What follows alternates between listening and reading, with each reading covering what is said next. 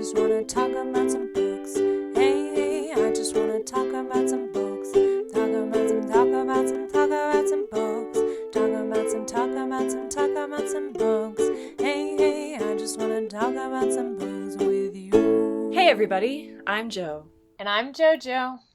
And this is a special edition of Canonical Nonsense. We're in the same room! We are in the same room. So what are we talking about today, JoJo?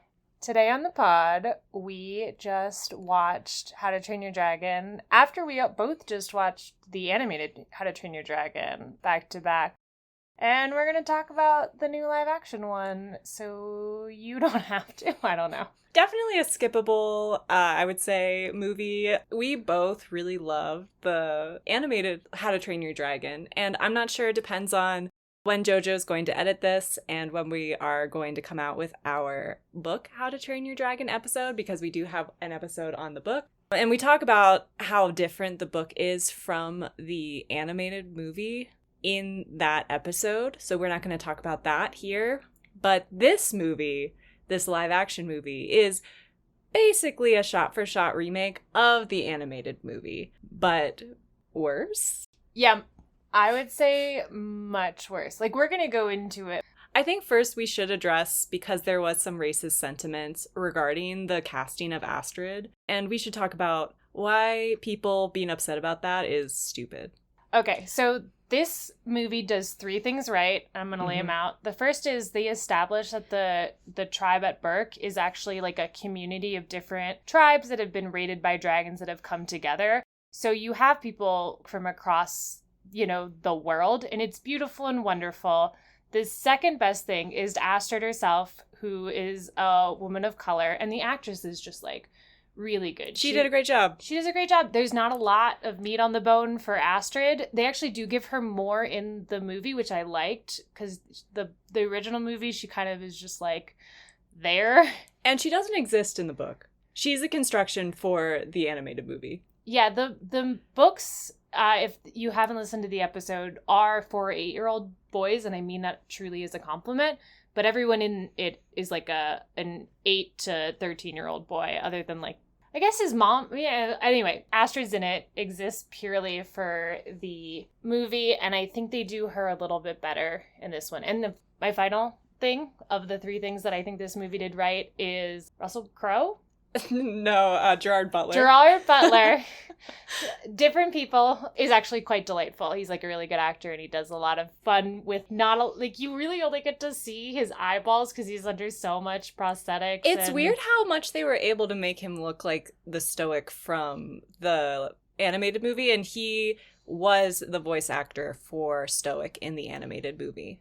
Yeah, he comes back and does a great job. So those are the three good things about the movie. Yeah. Here's everything else. But before we get into that, I also just want to add a few things about if you feel triggered by the fact that Astrid was cast as a woman of color, let me tell you why you shouldn't feel triggered. Number one, Astrid was actually played by her voice actor in the original movie was America Ferrera, who is also a person of color. You just didn't know that because you couldn't see her face. Another reason why this is a little silly for you to be upset about Astrid being a person of color is that the original How to Train Your Dragon book is rife with anachronisms. It's actively and purposefully embracing anachronisms. So if you're trying to make this statement on, well, the Vikings weren't black, it doesn't matter because there are also dragons in this fantasy world. And the third reason is that there actually probably were Vikings of color. And the reason we know that is because the Vikings were able to get into the Mediterranean. And if we remember that the South Mediterranean is Africa, so they were trading with those people in those areas. And they went as far as Baghdad, which is in the Middle East. It's very funny that this bad movie that's just a shot-for-shot remake of the animated movie is actually pretty historically accurate when it comes to how far Vikings got and the communities that they would have interacted with and could have joined their community. I think it's great. Yeah, so anyway, moving on to the more problematic stuff in the movie. Do you want to talk about more about the cinematography issues? Hollywood can't light dark scenes anymore. They go for this realistic lighting, so it's just dark. and you can't see anything in a scene. Like the first scene where like Burke is being attacked is just so muddy and nothing, and then there's so many fight scenes and like flying scenes where it's dark and you just can't see crap. And the animated show doesn't have this problem. You can see everything beautifully, and it just doesn't make sense why they've made it look so much worse. You have opinions about the color grading. Yeah, they seem to really wash out a lot of the shots. So there's definitely some kind of blue filter happening, not quite to the extreme as some of the movies we've seen in the early 2000s when that kind of filter was really, really popular. But there is some kind of graying happening. In the animated movie, the color is really vibrant, and it's okay for the live action to say, you know what, we're not going to do that. We're going to have like a little bit of a grittier color scheme going on. But it doesn't seem like they had a color scheme, because the Natter, which looked pretty similar to the Natter in the animated film, is still like this electric blue dragon. And Toothless's eyes are still like really, really bright emerald green, but he is much grayer. In the movie, his hide is black, but he has these beautiful black spots. So there's this difference in the color because it's such a vibrant movie that we have these beautiful colors on these dragons and these patterning that just doesn't show through in this live action version because they're so bright and yet somehow still dull in a world that's also dull. They just don't fit as a color scheme, so it feels weird. And I don't think it was like an intentional, like, well, the dragons are really bright because they're from this different world or like this different area, and by accepting it, it'll make the world brighter. I guess that's a way to read it, but I don't think that's what I don't think that was the intent.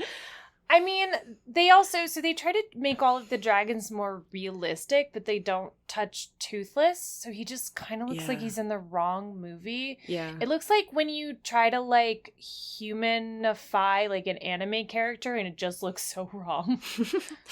Toothless was edging into the uncanny valley in a way that none of the other dragons really were. The other dragons like all looked pretty realistic, but Toothless had a human face on a dragon body in some places. I have to say, I haven't mentioned this to you yet, but I remember watching the first How to Train Your Dragon movie 15 years ago and being like, that's my pet when like Toothless is on screen. And when I was watching it again yesterday, I was like, oh yeah, the way that they do Toothless face, especially in the beginning of the movie, is so animalistic that you're like, I know that. Mm-hmm. And I didn't feel that in this one. It's just, very specifically, they didn't have his eyes get as pinpointy or small. Yeah, something that happens in the animated movie is when he's experiencing an emotion, positive, negative, whatever, his pupils dilate and contract in a way that a cat's pupils dilate and contract when they're like focused on something or when they're scared. And that didn't really happen in this movie. No, it seemed like they relied more on his mouth to express his emotion because he smiles like a person in multiple places in the movie. That doesn't really make sense because we have the shot where he's trying to smile when he first is trying to connect with Hiccup, and he can't do it because he's a dragon. And it's supposed to be like a joke scene, like, oh, they're connecting, but it's weird and uncanny. The other thing about having all of his emotions in his mouth is that it's dark and it's hard to see. Yeah, but I think you're right that like in the movie, the original movie version, all of that expression is really like a cat or a dog. Like you really feel like this is an animal that is really intelligent, not this is Disney horse or something. Disney horse. A Disney horse. Yeah. Yeah. And then I think just to get on the cinematography a little bit more is just all the shots are tighter in. And I think that's just because they wanted to do less work in the animation studio. When they start spending money on scenes, you do get a little bit further out, and that just makes it more confusing because there's less visual information for you to connect with. And then also it just makes it look uglier because instead of seeing two people interact in a scene, it's just like shot for shot. Like even when they're not animating, they're just too tight, which I think is like it doesn't give you a sense of space. Yeah, I think it's just more of a modern convention where it's just easier to shoot that way. Same thing with, they cut a lot in this. Like, I was trying to count to see if there was a scene that was, like, longer than 5 seconds. And I think it was just... shot. Sorry, if there was a shot that was, like, longer than 5 seconds or so. And the only time they really do it is when Hiccup and Astrid and Toothless do their whole new world scene where they like go off into the clouds and have their moment where they're like, actually, we all like each other, you know, that they like let longer, but they also cropped in a weird way where like, even though all three are in the scene, like parts of Toothless are cut out. His face is often cut out, and it's just focusing in on Hiccup and Astrid. That scene in the original movie is so beautifully done. It's just so beautifully done. All of the scenes where they're flying with Toothless, they're so beautifully done in the original movie, and they just weren't able to hit that. I think also there was a little bit more rigidness to Toothless. He was like kind of bulkier and more stocky in his character design, so he didn't feel quite so fluid as he was kind of bouncing around and like moving around, where Toothless in the animated movie is really leading himself around by his neck. Like his head is the first thing to go anywhere. And it wasn't as much of that happening in this movie. So, yeah. Yeah, you know, a little bit less dragons, which is frustrating, I think. I mean, you get more dragons at the end, and I guess we could talk... Do you want to talk about how this movie is 2 hours, and the animated one's an hour 30, and they didn't use the time better? They still cut out a bunch of scenes. There's the old lady who, like, determines whether or not Hiccup or Astrid get to, like, kill the dragon at the end, and they, like, made her into a character who has, like, a abacus that you, like, watch her move a bead, and you're like, oh, a bead's moved. And then they also gave Snotlout like a dad who's disappointed in him, so he could They gave him daddy issues. Why? They gave our poor bully daddy issues. And then there's a scene at the end where his dad sees him fighting and then he like believes in him. But they did that, and then they cut out the scene where Hiccup watches Toothless playing with some tiny dragons, and the dragons are annoying them, and the tiny dragon's about to breathe fire, and then Toothless breathes fire into his mouth, causing the dragon to kind of like blow up a little, you know, like a way where it's just like, ugh. Hiccup is like, oh, interesting, they're not fireproof on the inside, which he then uses in the climactic scene to win the battle. And they don't have that scene in the movie, and both you and me going into the climax are like, are they doing a new climax? Yeah, I thought it would be different. So in the climax in the book, spoilers for the book, so if you don't want the book spoiled for you, you haven't read it, close up your ears for a second. It's 100 pages and it's got cartoons in it. Like, go read it. Go read it. It's worth it. It's really cute. It's so good. Toothless actually gets, or Hiccup actually gets swallowed by the big bad dragon, and he's stuck in his throat, and he's able to use his helmet with the horns to plug where the fire comes out of his little fire holes inside of his esophagus. And that's what causes the dragon to blow up from the inside in the book. And I was like, are they going to do that? No, they weren't brave enough. It's just the same way of ending the last book. They shoot it into his mouth and then they blow it up. They just don't establish it earlier. They just throw off Chekhov's gun and still shoot the guy anyway. It's so stupid. Yeah, and like, I guess like we as a viewer would still understand like, yes, like Toothless was able to shoot him while he was like creating all this gas inside of his body that he was then going to ignite. But that scene is so cute. Like, it's such a cute little scene where he is just spending time with all these dragons, and shows how it also establishes how quickly these dragons actually warm up to humans, because all of those dragons are like pigeons, basically. But I don't know, they cuddle up to him immediately, which makes it make more sense when he's giving all the captive dragons to the other kids in the end of the movie before they fly off to the battle. Why those dragons are also really willing and able to trust these children so quickly. Yeah, it's weird to do a shot-for-shot remake and then remove a scene that's like quite pivotal to understanding the that scene is a lot of work in the relationship between the two of them and Hiccup's relationship to the broader dragons and understanding, and they just like yoinked it for no reason. For no reason. Yeah, they took a perfect movie and they made it imperfect while keeping it almost exactly the same, which is bizarre. Yeah, is there anything else you want to say? No, I think Don't watch it. Go watch the animated movie again. It's still great. It holds up. And then if you want to read a book that's completely different but that has a character named Hiccup and Toothless in it, you can read the book. They're delightful. They're narrated by David Tennant, and he does an incredible job. Yeah, I agree with JoJo. Just read the book and watch the original movie. It's a masterpiece. I tear up whenever Hiccup and Toothless take their first flight together. I always do when I watch it because it's so beautiful and the music in it is so good. The music is the same basically in this movie, so it's still pretty good.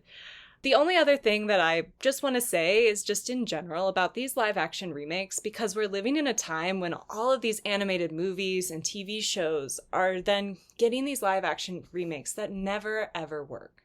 And I kind of was thinking about that. I went to see Princess Mononoke in IMAX a few months ago, and the previews before the movie were the Lilo and Stitch live action, the How to Train Your Dragon live action, and then the Minecraft movie preview. And I was sitting there thinking, I'm here to watch an animated movie created by someone, like Miyazaki has said that he never wants his movies to ever be made into live action. They were meant to be animations, and that's what they should be. And I know that Minecraft isn't necessarily a live action remake, but it's basically as close to a live action as you can get. I was like kind of offended. I was like, I am so tired of us as a culture thinking that the end all be all to this art form is a live action. And I think we need to accept and really respect the fact that animation is a specific art form and it does things that live action can't do. The dragon design in the animated version of How to Train Your Dragon is so unique and beautiful and so strange and wonderful. And by making these dragons look more realistic in this live action, it kind of makes them more boring looking. They just look like your typical dragon. They don't look like these really beautifully like weird dragons. And I think this literalizing of what we want to see is kind of a problem. And it's okay if you like live action remakes. It's okay. Like, I'm not saying that you are wrong.